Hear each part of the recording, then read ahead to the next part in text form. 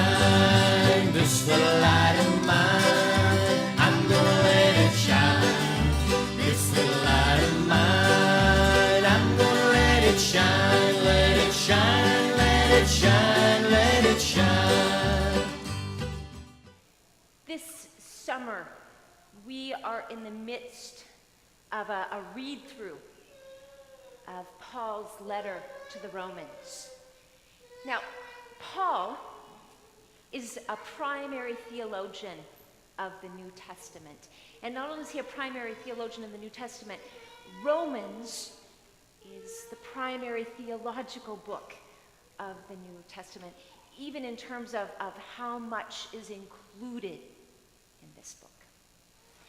Now, theology is certainly the way that we try to articulate what we believe about God. And in the book of Romans, St. Paul is not just trying to articulate some global concepts about God, but Paul is trying to talk about who is Jesus, why was it necessary for him to come, and what was accomplished by his life and his death.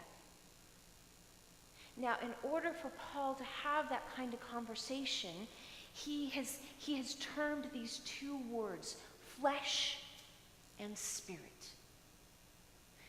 Spirit being the word that has to do with God's mind and God's heart and God's will. Spirit actually is the divine. Spirit is over here, flesh is over here. And the flesh is everything that has to do with being a human being, the entire human experience, including our vulnerability to sin. And the reality is not only our vulnerability to sin, but our propensity to sin. It's in the book of Romans that Paul talks about, I know the right thing. I can put my eye on the right thing. I can will myself to do the right thing, and then I turn around and do exactly what I don't want to do. And that's Paul's way to talk about spirit and flesh, and we as flesh cannot cross the bridge over to the spirit and the God side. No matter how much we see it, no matter how much we want to do it, we cannot get there on our own. We cannot get there on our own. We are a prisoner of the flesh. So, warning, this is now congregation participation. As you hear the word prisoner or prison, what comes to your mind? It's not rhetorical. I can't hear you. Captive. Confined. Guilt. Limitations. Bars. And what do bars do? They lock you in. They confine. Now, do bars, when we talk about prison space, are these big spaces? No. These are little prison spaces. What else? Cage. Cage. Oppression. Stuck. Punishment. We are prisoners of the flesh. Now, I want us to make it personal. Because it's one thing to say, yes, we are human and we are bound to sin and we are prisoners of the flesh. But what does that look like in your world? Now, for folks who have addictions and who have wrestled with addictions, it's pretty easy for many of them to name that prison. And the whole AA program has this wonderful thing that talks about we are powerless. I think the founders of AA spent a lot of time in Romans. We are powerless against our prisons. But folks, it's not just about folks with addictions, we all are powerless to whatever our prisons are. What are yours? How about worry? Is that a prison that you live in? Or doubt? Or fear? Or anxiety?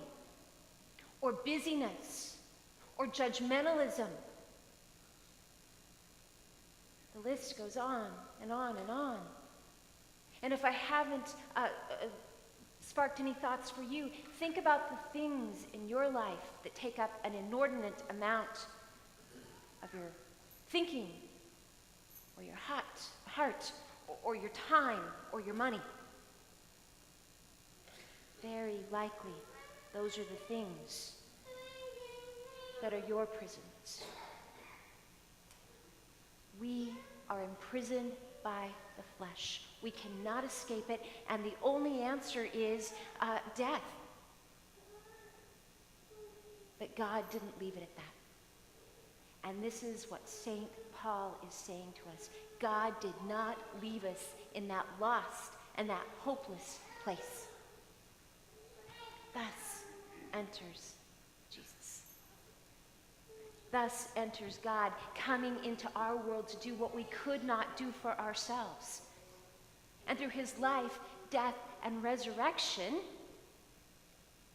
we are no longer prisoners of the flesh. Through his life, death, and resurrection, now we are adopted children of God. And if we're adopted children, then we are also heirs of God's promises.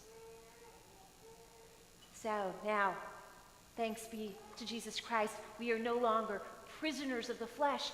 We are now prisoners of hope.